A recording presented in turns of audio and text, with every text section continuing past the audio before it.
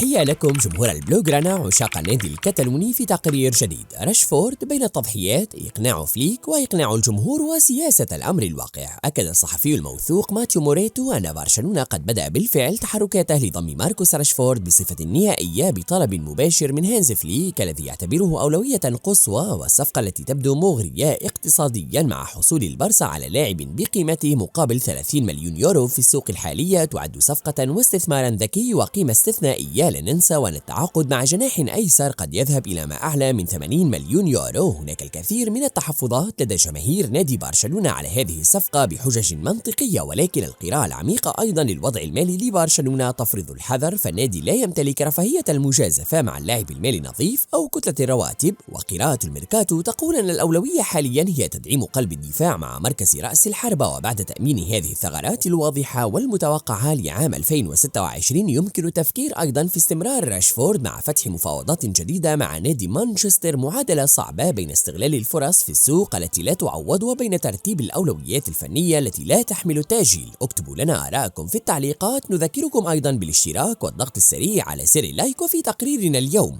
البارسا يودع أوراق الرخصة 1C لرفع سعة الكامب نو إلى 62 ألف متفرج وتغطية الزوايا ب 360 درجة. وفيرمين لوبيز ينهي هذا العام بمساهمة مباشرة في 26 هدف وعقد يمتد حتى عام 2029. لماذا يحتاج فيرمين أيضا للسيطرة على التذمر ليصبح حقيقة كاملة؟ الاستحقاق والعاطفة، دفاع مستميت على تيرشتيجن وإرثه، وتفوق غارسيا يقضي على إرث الألماني. ولابورتا يطير إلى دبي لحضور جلوب سوكر والاجتماع بالوكيل خورخي مينديس. وديكو يحدد خيارات الدفاع، إعارة ل6 أشهر بدون خيار شراء إلزامي. في التقرير كذلك نموذج فيرمين لوبيز يتكرر، كيف يحول سارابيا فورت إلى ظهير فتاك جاهزية للاسترداد الكامل. وعناق هانز فليك رسالة ألمانية واضحة للاعب الشاب. كشفوا البارسا أيضا يراقبون الكامروني إيتاي يونغ وصامويل كوتو في كأس إفريقيا في المغرب الحبيب. والولاء المطلق، لماذا يرتبط مستقبل هانز فليك ببقاء جوان لابورتا في الرئاسة حين تتحول سيارة فليك عند بوابة التدريبات إلى منصة لرد الجميل؟ والحكم إسترادا فرنانديز عوقبت بالإبعاد بعد طرد رونالدو. وشيء خفي يتحكم في كرة القدم الإسبانية، والضغط في مدريد تاريخي مع سياسة الفيشينج إكسبيديشن. هل تنتهك طلبات مدريد التعجيزية الحقوق الدستورية لنادي برشلونة؟ وتحرك ذكي من مدريد يحرج برشلونة والمحكمة في القضية،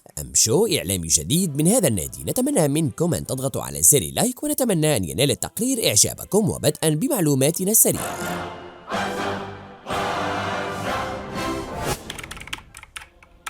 استنفار كامل في معقل إسبانيول. النادي قرر تثبيت شباك واقية خلف المرميين، والهدف واضح: حماية الحارس جوان غارسيا من مقذوفات الجماهير، تجنب العقوبات القاسية التي تلوح في الأفق، أجواء مشحونة، استقبال سيكون مرعبا، والضغط على حارس المرمى مضاعف لقربه من المدرجات الملتهبة، وجملة من التدابير الاحتراسية تسابق الزمن. فالنادي يخشى الانفلات، والجماهير تجهز غضبا عارما، والشرارة قد تنطلق في أي لحظة. تأمين شامل، حذر شديد، ومحاولة يائسة لضبط إيقاع ديربي لا يعرف الهدوء. كشفت كذلك الصحفية ليا توديل عن توجه مفاجئ من جوان لابورتا تجاه المدافع كريستنسن، فرئيس النادي سمع وهو يقول بوضوح خلال موقعة فياريال: لا يمكننا تركه وحيدا، يجب عرض التجديد لعام إضافي. لابورتا يرى أن الفتى يمر بفترة صعبة ويحتاج دعما نفسيا قبل البدني، والخطوة تثير انقساما، فالإدارة الرياضية مترددة لكن الرئيس مصمم. والأخبار من النادي تؤكد: برشلونة قد يفاجئ الجميع بعقد جديد قريبا. وفاء إنساني رهان على الشجاعة من كريستنسن، ومساندة مطلقة من الرئيس لمدافع يصارع الإصابات والشكوك منذ سنوات. تحدثنا قبل أيام قليلة عن لامين يامال، وقلنا أن الفتى الذهبي يواجه تحدي جديد، فقد تحول من موهبة صاعدة إلى هدف رئيسي واستراتيجي في دفاعات الخاص. والأرقام الجديدة تؤكد هذا الصمود، فاللاعب هو الأكثر حصدا للنقاط لبرشلونة هذا الموسم ب9 نقاط بأهدافه أو مساهماته المباشرة، ويليه بيدري ب6 نقاط، ثم روبرت ليفاندوفسكي وفيران ب5 أهداف جاءت ب3 نقاط بالنسبة للبارسا. ولم يعد يامال مجرد لاعب ماهر، بل أصبح أيضا الرقم الصعب والمنقذ الأول، فالخصوم باتوا يطاردونه بخشونة أعلى، وفليك يطالبه بالذكاء، والجمهور ينتظر سحره لحسم الدوري. وقطار يامال لن يتوقف مع ضغوط تزيد طبعا من بريقه. أخبار كذلك محبطة تطارد أنسو فاتي في موناكو، والبداية كانت واعدة، سجل الأهداف، استعاد الإيقاع وتناغم ببراعة مع أكليوش. فجأة انقلب كل شيء. إقالة المدرب الذي وثق فيه كانت قشة قسمت ظهر البعير. المدرب الجديد غير النظام، تحول للعب ب3 مدافعين، تبدلت الأدوار التكتيكية، وفاتي وجد نفسه حبيس الدكة، تراجعت لياقته، عاد شبح الإصابات، وتقلصت مشاركته لدقائق معدودة. تدهور حاد في الفورمة جعل موناكو يخطط للتخلي عنه، وضع مأساوي للاعب يحاول استعادة نفسه فتلقى صدمة الأنظمة التي لا ترحم.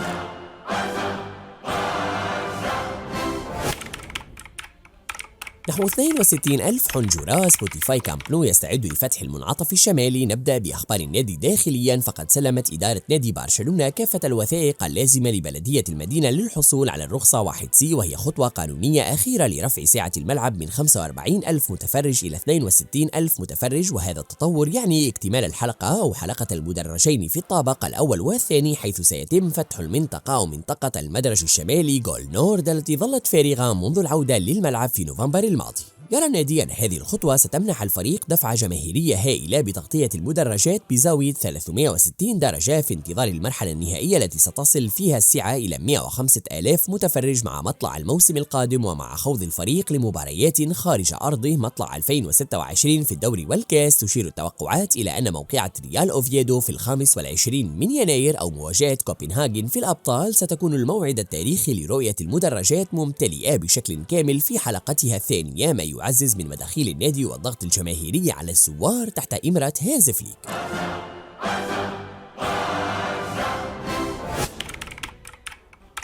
فيرمين لوبيز 2025 توهج الجوكر وتحدي الثبات فوق القمة. يجمع تقرير صحيفة سبور ومقابلته الأخيرة أن عام 2025 كان نقطة انفجار حقيقي لفيرمين لوبيز، فمنذ تحصين عقده حتى عام 2029 تحول الشاب الأندلسي إلى قطعة أساسية في تشكيل هانز فليك المدرب الذي أصر على بقائه ضد عروض تشيلسي في الصيف الماضي. بلغة الأرقام، قدم فيرمين عاما مذهلا بمساهمته في 26 هدف، مكرسا نفسه كلاعب وسط عصري يجمع بين القوة البدنية والنجاعة الهجومية. ومع ذلك تشير القراءة المتعمقة لمسيرة اللاعب هذا العام أن النجم الشاب مطالب بقفزة نوعية من نوع مختلف تتجاوز مجرد تسجيل الأهداف، رغم أن فيرمين يبدو كوحش كاسر في أفضل حالاته، خاصة في الالتحامات والضغط العالي وتسجيل الأهداف، إلا أن التحدي الأكبر يظل في ثبات مستواه. فالمراقب لمباريات برشلونة يلحظ فعليا تذبذبا في عطاء اللاعب، حيث تظهر عليه علامات التذمر والانفعال الزائد التي توحي بفقدان مؤقت للتركيز أو عدم الاستقرار الذهني تحت الضغط. وهذا الجانب هو ما يفصل اللاعب الرائع عن اللاعب الأسطوري، فالثبات الذهني والهدوء في اللحظات الحرجة هما ما سيمنحانه تلك القفزة التي تجعل تأثيره ممتد طوال 90 دقيقة دون انقطاع. في سن 22 يمتلك فيرمين طبعا أدوات ليصبح حقيقة كاملة، لكن عليه صقل شخصيتها القيادية والسيطرة على انفعالاته ليضمن البقاء في قمة الهرم الكروي الذي وصل إليه في عام تاريخي.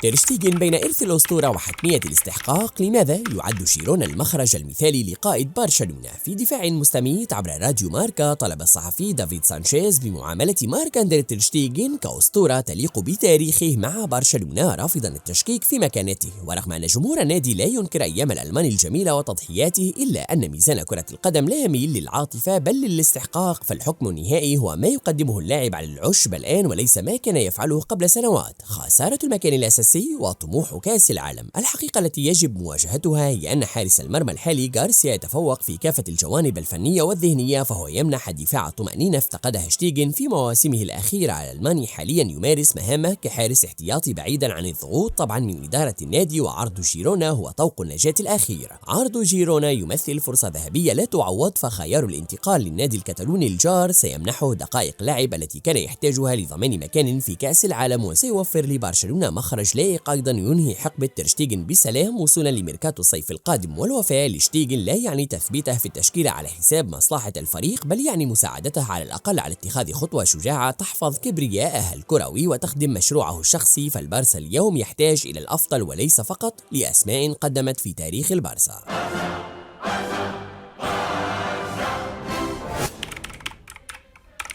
رحلة دبي لابورتا في عرين مندش من أجل صفقة الشتاء. يستعد إذن جوان لابورتا للسفر إلى دبي نهاية هذا الأسبوع لحضور حفل جوائز جلوب سوكر في رحلة تتجاوز مجرد التكريم. وبحسب تقرير لويس ميغال سانز اليوم تبرز 3 استنتاجات جوهرية لهذه المهمة: لامين يامال، الواجهة والهدف. يسافر لابورتا لدعم لامين يامال الذي سيحصد جائزة كبرى بعد عام من التأكيد كأفضل موهبة عالمية. وجود يامال هناك إلى جانب فينيسيوس يرسخ مكانة البارسا التسويقية، والوفد سيعود سريعا لضمان التحاق الجوهرة بالتدريبات، فالانضباط يسبق الاحتفالات. مينديز هو المحرك الفعلي. اللقاء المرتقب مع الوكيل الشهير خورخي مينديز هو لب الرحلة، فمينديز يمتلك نفوذ هائل في هذه الجوائز، والأهم أنه يمتلك مفاتيح الحلول الدفاعية التي يبحث عنها برشلونة في شتاء هذا العام في ظل إصابة كريستنسن. يسعى لابورتا للاستطلاع أو استطلاع رأي مينديش حول مدافعين متاحين بنظام الإعارة. جس نبض لا قرار نهائي. رغم قوة اللقاء يظل القرار الفني بيد ديكو وفليك، فلابورتا يقوم بالدبلوماسية الرياضية لفتح الأبواب، لكنه لن يوقع أي اتفاق دون ضوء أخضر من الإدارة الرياضية. رحلة تهدف لتوسيع خيارات البارسا المتاحة قبل إغلاق نافذة يناير. والخلاصة أن جوان لابورتا يستغل وهج جوائز دبي لتنفيذ ضربة ميركاتو هادئة بالتنسيق مع الحليف الأقوى للنادي خورخي مينديز.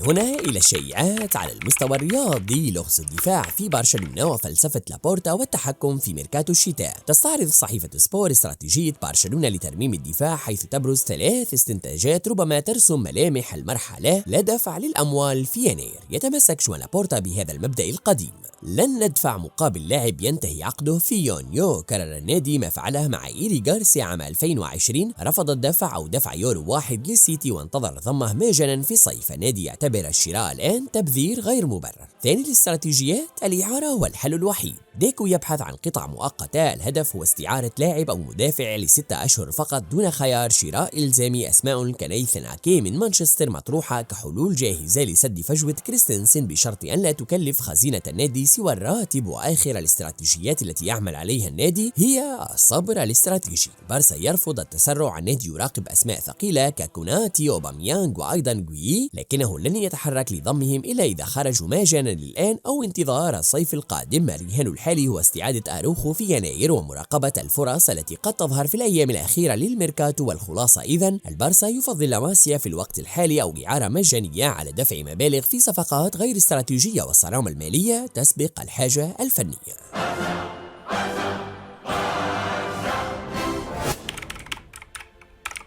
نضوج خارج الفقاعة. خريف هيكتور فورت المتوهج في إلشي يسلط الثنائي فرناندو بولو وفيران مارتينيز الضوء على نجاح استراتيجية البارسا في إعارة الموهبة هيكتور فورت 19 عاما إلى إلشي، والمؤشرات قد تجعل البارسا يعيد اللاعب في وقت قياسي مع 4 استنتاجات تلخص تطور الجوهرة الكتالونية. أولها الانفجار تحت إمرة سارابيا. بعد بداية هادئة تحول فورت إلى عنصر حاسم في تشكيلة إيدر سارابيا منذ نوفمبر. أرقام مستقرة مع تسجيل هدفين وصناعة هدفين في أقل من 500 دقيقة تؤكد فائدة لاعبه. دور كجناح في خطة 5-3-2 منح فليك دليلا ملموسا على قدراته الهجومية الفتاكة. نضوج يتجاوز الجوانب الفنية. الهدف من الإعارة كان إخراج فورت من فقاعة النادي ليتعلم المسؤولية في بيئة تنافسية شرسة، والنادي يرى أن اللاعب قابل للاسترداد فورا، حيث أثبت قدرته العالية على التكيف مع ضغوط الدوري بعيدا عن حماية الكامب نو. عناق فليك ورسالة للمستقبل هي ثالث الاستنتاجات، حيث لم يمر تألق فورت مرور الكرام على هانز فليك، فالمدرب الألماني يراقبه بدقة، وظهر ذلك جليا في عناقه الحار للاعب وحديثهم الودي عقب مواجهة الفريقين. فليك يقدر مرونة فورت وقدرته على اللعب في الرواقين الأيسر والأيمن، مما يجعله خيار استراتيجي لتدعيم الأظهرة عام 2026. رابع الاستنتاجات هو نجاح نموذج فيرمين لوبيز. البارسا يكرر تجربة فيرمين لوبيز بنجاح، فالإعارة لم تعد تعني الرحيل بل الاستثمار في النضوج. فورت يسير بخطى ثابتة ليكون المدافع القادم الذي سيعتمد عليه فليك لبناء جيل دفاعي شاب وصلب في المستقبل.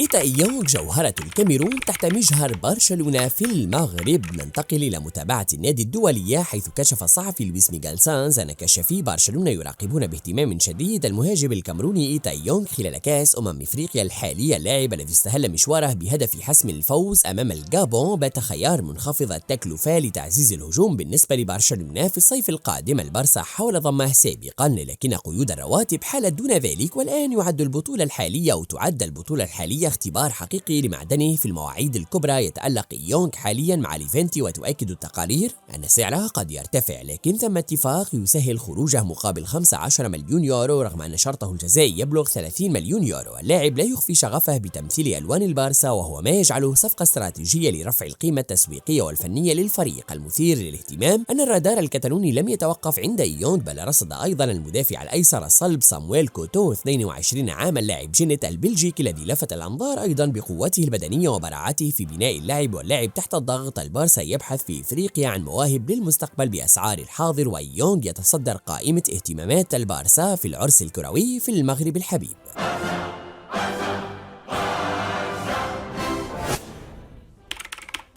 مع الأهم الآن وميكا مرمول والعودة للبيت أو بيت لاماسيا كخيار ذكي ومنخفض التكلفة. في ظل البحث المعقد عن تعزيزات دفاعية في ميركاتو هذا الشتاء، يبرز اسم ميكا مرمول 24 عاما كأحد أكثر الحلول منطقية وجاذبية بالنسبة لنادي برشلونة. فالصحف في كاتالونيا تؤكد أن المدافع الحالي للاس بالماس بدا هدفا واضحا منطقيا واقتصادي بامتياز، خاصة وأن البارسا يمتلك 50% من حقوق ملكية اللاعب، ما يعني إمكانية استعادته بمبلغ زهيد لا يتجاوز 3 ملايين يورو. لماذا إذا ميكا مرمول الآن؟ التعاقد مع مدافع بجودة عالية في الشتاء أمر شبه مستحيل، لكن ميكا مرمول يكسر هذه القاعدة لعدة أسباب. فهو أولا ابن لاماسيا المتشبع بفلسفة النادي مع عقده، ثانيا الذي ينتهي في يونيو 2026، ما يمنح برشلونة مرونة فائقة في التفاوض. هناك أيضا من يؤكد أن هانز فليك أعطى الضوء الأخضر للصفقة ليس فقط كحل لإصابة كريستنسن، بل كلاعب يتقن الدفاع المتقدم والمداورة بذكاء ويلعب بالقدم اليسرى. تحليل فني: ذكاء يتجاوز القوة البدنية. يتميز ميكا مرمول كونه مدافع أيسر يمتلك وعي موضعي استثنائي، فهو يقرأ اللعب ويقطع الكرات في التوقيت المناسب وليس بالالتحامات العنيفة. بدقة تمرير تصل ل 85.8%، معدل لمس كرة يبلغ 76 لمسة في المباراة، أرقام تبرهن أن ميكا هو محرك البناء من الخلف. ورغم قصر قامته النسبي وضعف تميزه في الكرات الرأسية، إلا أن سرعته وقدرته على اللعب كظهير أيضا تمنح فليك مرونة تكتيكية كبرى.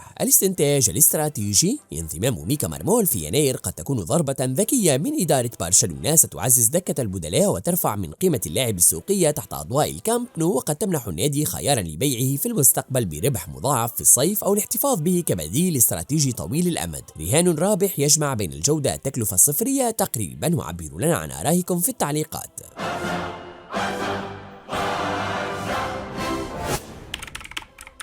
الجزء الأخير والأخبار الإدارية: ظاهرة هانز فليك حين يتجاوز المدرب حدود المستطيل الأخضر. يقدم الصحفي أنخيل بيريز من الموندو بورتريه استثنائي لهانز فليك، كاشفا عن سر التلاحم العاطفي بين هذا المدرب وبرشلونة، ويبدأ بوصف الاندماج الكامل في الحياة الكتالونية لفليك، الذي لم يغلق على نفسه أسوار الضواحي الراقية، بل اختار قلب مدينة برشلونة ليقطن فيه، حيث يعيش حياة ابن البلد الذي يرتاد المقاهي والمتاجر المحلية مع زوجته، ما يجعله يكسب احترام الجماهير التي تمنحه خصوصية لتقديره لاندماجه الصادق. بروتوكول إنساني فريد: المدرب الذي يرفض ألقاب المستر ويفضل استخدام لقب هانزي مع كسر الصورة النمطية للمدرب المتعالي، هو أول من ينزل من سيارته عند بوابة التدريبات ويوزع بطاقات موقعة ويلتقط صورا مع الجميع. حتى في التعامل مع الإعلام طلب بنفسه تنظيم نخب عيد الميلاد ليعبر عن احترامه الشديد لمهنتهم، وهو تفصيل إنساني نادر. الولاء المطلق لجوان لابورتا: هذا هو إذن الاستنتاج الأهم سياسيا. ارتباط هانز فليك ببرشلونة هو ارتباط بشخص جوان لابورتا، ففليك لا ينسى الرسالة بالألمانية التي سلمها له لابورتا في أول العشاء بينهما، فهو يرى في لابورتا السبب الأول لوجوده. وتشير القراءة العميقة للتقرير أن مستقبل فليك مع النادي مرتبط ببقاء الرئيس في منصبه بعد الانتخابات القادمة، حسب ما صرح به فليك. مدرب القيم لا التكتيك فقط. صور تأثره الشديد بطرد مساعده أمام ألافيس تظهر روح العائلة التي بناها المدرب في برشلونة. ففليك ليس مجرد عقل تكتيكي استنزفه النجاح، بل هو أيضا رجل قيم يسعى لرد الجميل للنادي الذي منحه الثقة. الخلاصة من هذا أن البارسا لم يتعاقد فقط مع مدرب، بل مع سفير حقيقي يجسد قيم نادي برشلونة، مما يجعل استمراره ضرورة واضحة للاستقرار على المشروع الرياضي والسياسي لجوان لابورتا.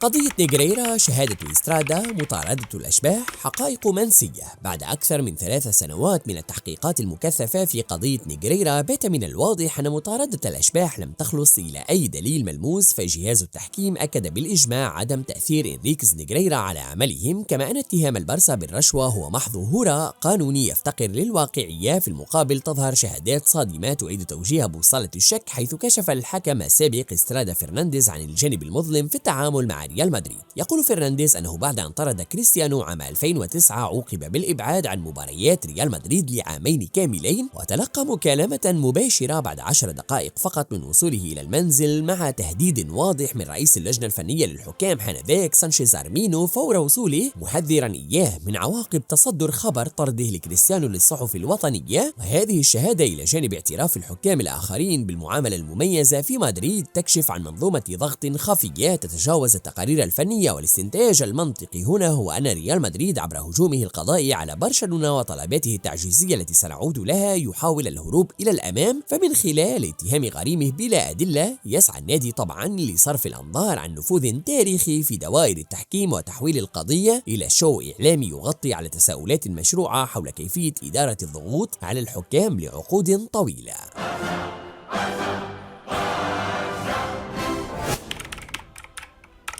صيد الأشباح، مناورة ريال مدريد القانونية وتعرية الشو الإعلامي في قضية نيغريرا. تكشف ملامح المرحلة الجديدة من قضية نيغريرا عن تحول لافت في استراتيجية ريال مدريد الذي انتقل من دور المراقب إلى ممارسة ضغط قضائي كاسح. فبعد سنوات من الصمت ومحاولات الشو الإعلامي التي انتقدها تيباس سابقا، قدم النادي طلبات تعجيزية لقاضي هذه المحكمة لمراجعة كافة الحسابات، الميزانيات والتقارير المالية للبارسا بين عامي 2010 و2018، بما في ذلك استدعاء الإداري المخضرم كارلوس نافال للشهادة. تحقيق استباقي ومحاكمة لنوايا. يرى الخبير القانوني ميغال جالان أن تحركات نادي ريال مدريد لا تستهدف البحث عن وقائع مادية، بل هي محاولة لنزع صفة القانونية على هذا التحقيق وتحويله إلى ما يدعى بالفيشنج اكسبيديشن، أي الصيد العشوائي للاستدلال.